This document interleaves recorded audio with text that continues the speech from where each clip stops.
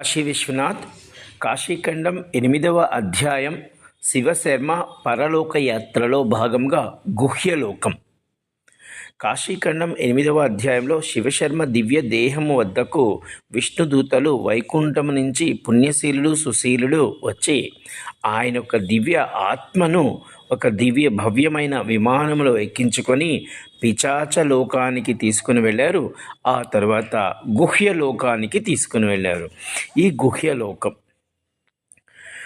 విష్ణుదూతలు శివశర్మను గుహ్యలోకానికి తీసుకుని వెళ్ళి ఈ గుహ్యలోకం వర్ణన అనగా ఎవరు ఈ గుహ్యలోకానికి వస్తారు, ఎవరెవరు ఈ గుహ్యలోకంలో ఉంటారు, అటువంటి వారి గురించి చెప్పడం జరుగుతుంది.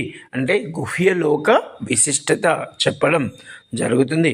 గుహ్యలోకంలో ఉన్నవారు న్యాయముగా ధనార్జన చేసి భూమిలో దాచిపెట్టి ఎవరైతే ఉంటారో అటువంటి వారు ఈ గుహ్యలోకంలోకి వస్తారు.